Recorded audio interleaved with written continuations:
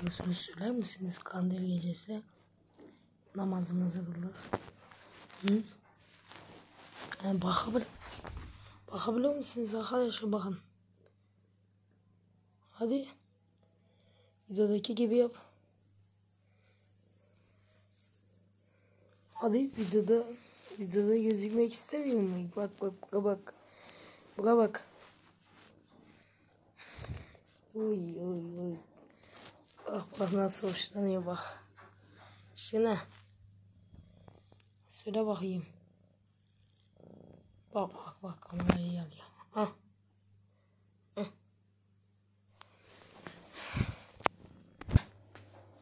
Ya hadi.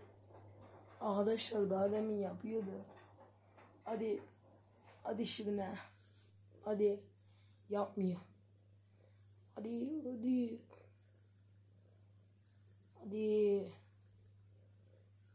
Yapmıyor arkadaşlar ya.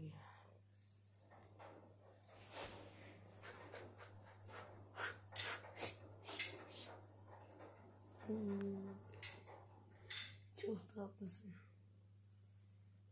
Sen ne yaptın öyle? Ne yaptın? Batılarını boya mı yaptın? Dışarıda dolaşırsan işte öyle olur. Bakın patilerini ne yapmış şimdi. Şimdi patilerini ne yapmış. Anladık. Kamerayı sürüyor Allah'ıma. Hı?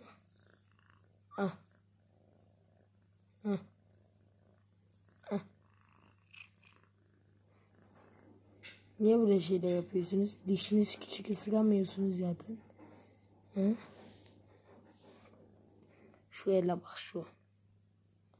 Ele bak. Boya etmiş. Şimdi mecbur çıkartacağız onları. Seni banyo yaptırınca da yapacağız. Canın acıyor biliyorum. Ama senin sağlığın için. Onları yiyorsam tüylerini kesmek zorunda kalırız şimdi. Şaka üzülmez. Şunu.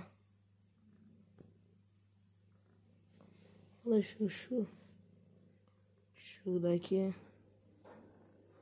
bayağı bir derisine girmiş.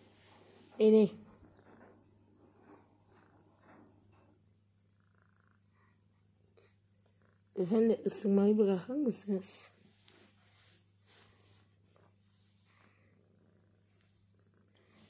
Efendim biliyorum canınız yanıyor. Tamam, sonra yıkarken seni yapalım. Ellerindeki şeyi çıkartırız, tamam. Oy.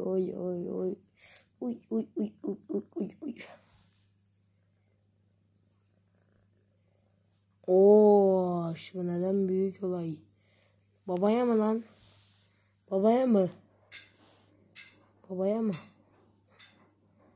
Dur bak.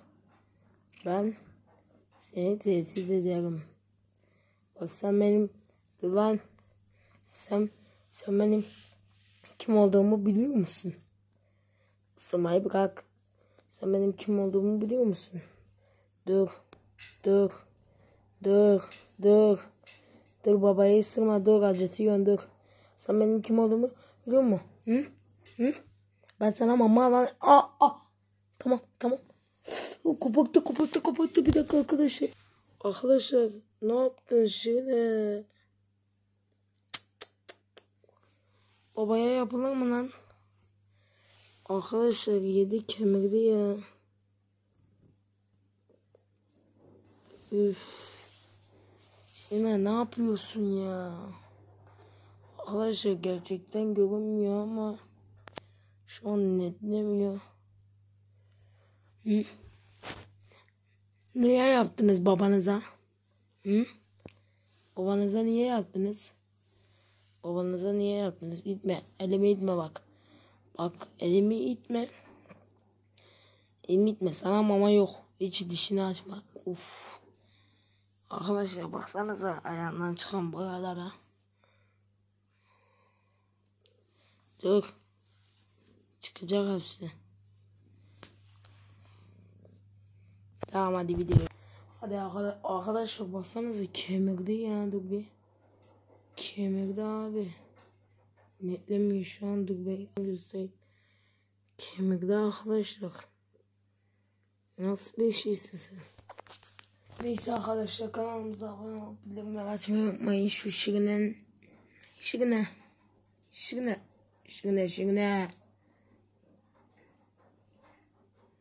Hayda.